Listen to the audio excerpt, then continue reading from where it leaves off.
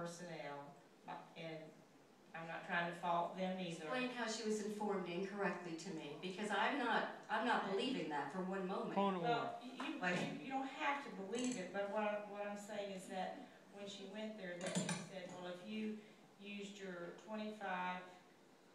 if you used your exempt form, you could get a 25% discount. And he could have done that, but she didn't mention that, and I don't know if she didn't know that, Ms. Marlon didn't know that it was, you know, tax exempt or something like that. Actually, she never mentioned anything about tax exempt, so Okay. it didn't enter my mind. All she said was, if you do this through the school district, you can get a discount. And so, to me, that was, and Janice, I'm not making that excuse, I'm just saying that's what was said, and so that's really where. I think that we can move forward and we can try to be productive as a board, but I just want to give you one more example. There was a gentleman in the 20th century, and his name was Ernest Shackleton, and he was an explorer, and he demonstrated what I would call true leadership. And what happened was his ship was frozen in Antarctica, and he managed to bring his crew, every one of them, it was 27 men, within 2 years it took him to get them back home safely in a little boat, and he took the responsibility to be sure that he was a leader, and he was unwavering. And so what I think that we need to try to do a little more of is not to criticize out in public unless it's just absolutely necessary. And if we would help the person, there's a lot that could have been done to explain this isn't what you're supposed to do, could you do this, could you do that? And it's very hard to be a new school board member, whether it's you or whether it's Ms. McKinnon or whether it's Ms. Bullock. I would hope that I wouldn't do that to Ms. Bullock, that I would say something to her if she messed up or if I messed up. Now that's just basically my personality, and yours might be different, you know, but I just don't believe in doing that. I just think we need to look at being servant leaders a little more. Well, unfortunately, in this case, we didn't find out about it until much later after the fact. The damage has already been done. There wasn't. You've done the damage. Okay. Let me make a couple comments, things that, as y'all were talking, I thought of.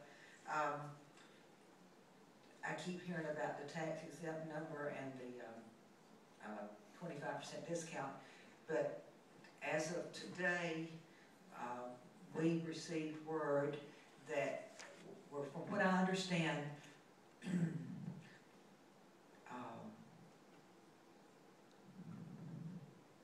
Friday morning,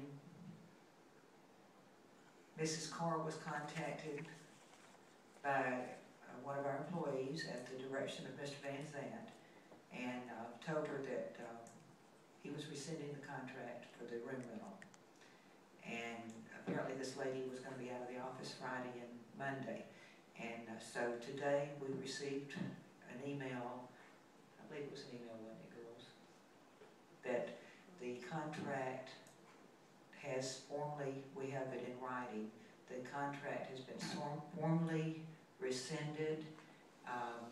Mr. Kerekes has indicated that he was going down today and rent the rooms himself, and so he can still have the conference, and I believe, are you co-sponsoring it with him?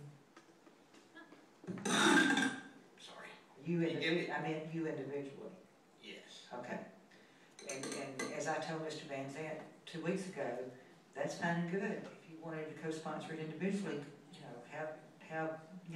go for it. But my biggest concern about the Clay County School District being involved in it is that our insurance was also on that room rental agreement, and God forbid if something had happened, we are liable for the first $100,000, and I just did not feel good about it. But I understand that the room rental agreement has been straightened out, and Mr. Carrack did reimburse the district. If y'all saw the copy and the check in the backup, it was for $2,037, and you also saw a picture of 2 quarters, so that paid the 50 cents too. Okay. Now, I've talked about the media release. Ms. Kerekes, I think you mentioned about who can sign contracts.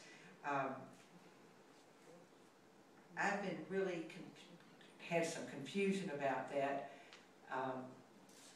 and so I've been trying to figure out this. There's the superintendent and others in the district can spend up to $7,999, and I may have to call Ms. Racine up here because she's the master. Mrs. Racine, would you come up here? It's $7,999. Come up. I may have some questions to ask you because she is our director of purchasing. I don't want to embarrass you, but I can't remember everything I have learned. I think Dr. Copeland might have some things he'd like to say too. I seem kind of perking up. Did he wake up? Did he wake up? Let me go with Ms. Racine right now. She's going to be able to help me with what I need. Ms. Racine, as I understand it, I've been told by Mr. Bittner that I can sign contracts for the district and that in policy you have authority from the school board to sign contracts for the district. Yes, ma'am. Okay. Anybody else? Can anyone else sign contracts for the district? Not to the best of my knowledge. Okay, well that reiterates what the attorney said. Now, so my questions have been, in my digging around, is I'm confused now. If the school board chairman and Nancy Racine have to sign these contracts, so how does this $7,999 tie into this? Are there not contracts in that $7,999?